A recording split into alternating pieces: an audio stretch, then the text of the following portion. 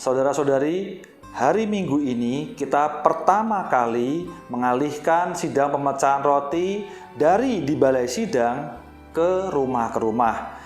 Saudara-saudari, momen ini adalah momen yang paling tepat bagi kita semua untuk mempertimbangkan ulang atau kita memikirkan ulang sebenarnya apakah sidang pemecahan roti itu.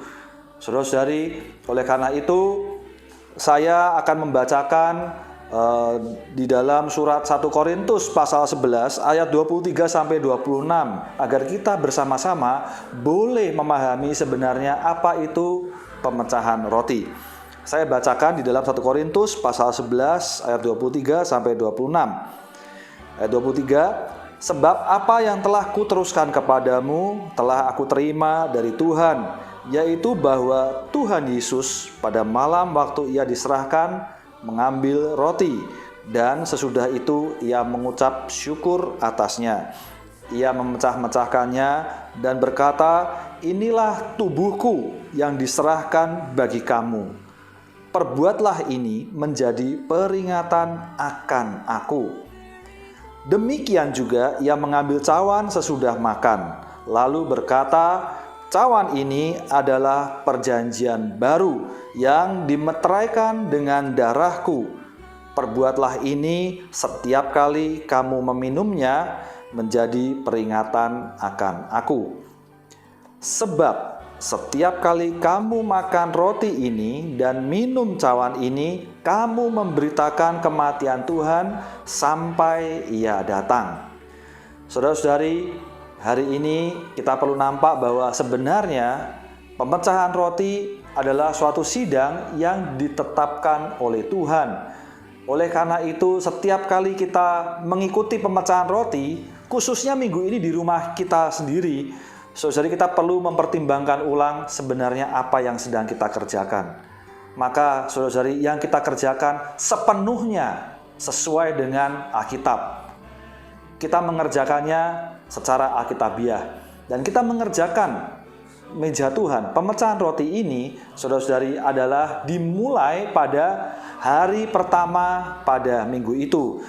Saudara-saudari, memulai satu minggu demi satu minggu sesuai dengan teladan Alkitab, kita boleh melihat memecahkan roti di rumah masing-masing.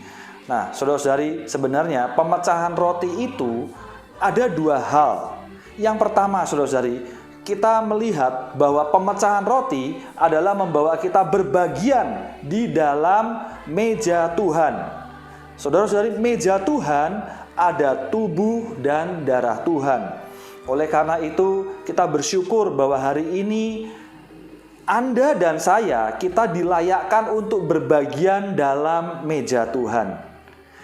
Yang kedua, saudara-saudari, kita perlu nampak bahwa hari ini kita boleh makan dari perjamuan malam Tuhan. Apa bedanya dari dua hal tersebut? Di atas meja Tuhan ada roti dan cawan.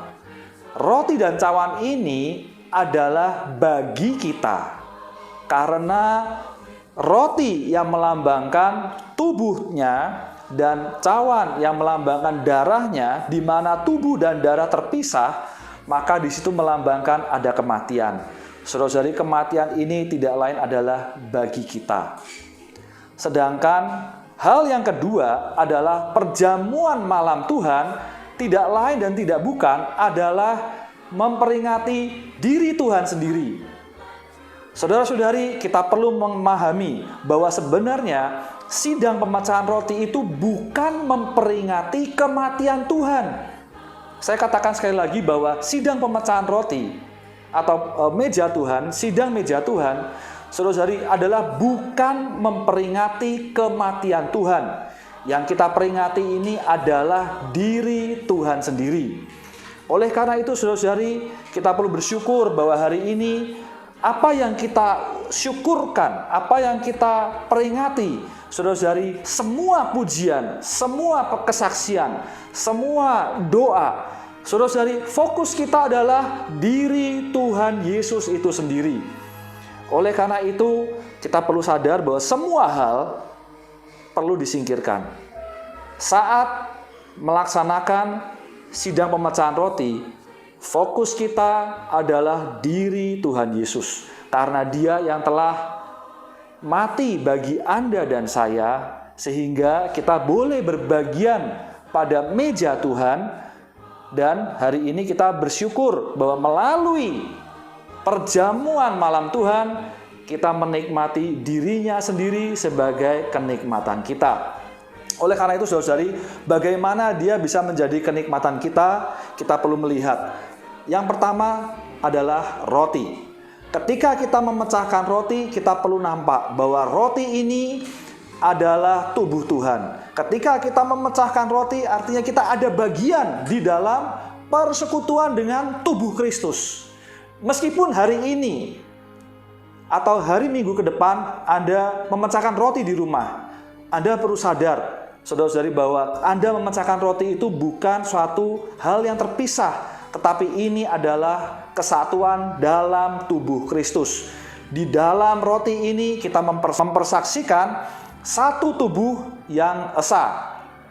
Selain itu, satu roti ini juga adalah tanda bahwa yang dari roti ini menjadi suplai bagi kita dan kita hidup oleh karena Tuhan. Yang kedua, mengenai cawan.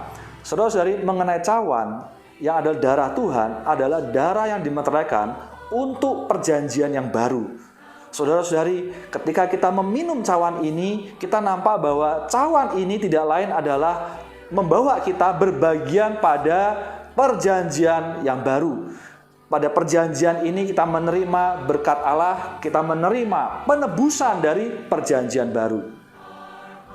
Saudara-saudari, dengan demikian kita boleh memperingatkan, kita boleh memamerkan kepada seluruh alam semesta bahwa Tuhan Yesus kita yang telah mati, bangkit, terangkat, dan hari ini menjadi roh pemberi hayat, Dia tinggal di dalam kita. Dan kita boleh menikmati apa adanya Dia.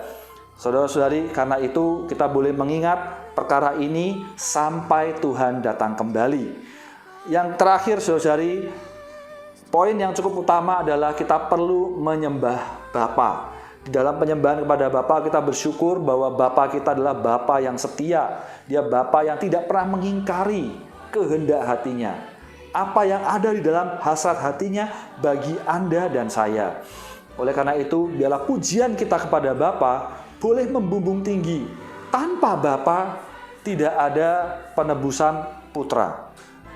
Dan tidak ada pekerjaan roh itu. Oleh karena itu kita memuji bahwa semuanya ini telah dirancangkan oleh Bapa. Satu hal saudara-saudari, di dalam pelaksanaan pemecahan roti saya juga harus membacakan di dalam 1 Korintus pasal 11 ayat 27 sampai dengan 29. Saudara-saudari, 3 ayat ini menjadi sebuah peringatan bagi kita. Saya bacakan. Jadi siapa saja dengan cara yang tidak layak makan roti atau minum cawan Tuhan, ia berdosa terhadap tubuh dan darah Tuhan. Karena itu hendaklah tiap-tiap orang menguji dirinya sendiri, dan baru sesudah itu ia makan roti dan minum dari cawan itu. Karena siapa yang makan dan minum tanpa mengakui tubuh Tuhan, ia mendatangkan hukuman atas dirinya. Saudara-saudari, semoga setiap kali kita berhimpun memecahkan roti, Anda berhimpun di rumah Anda masing-masing, kita perlu berjaga-jaga agar diri kita layak untuk memecahkan roti. Tuhan Yesus memberkati.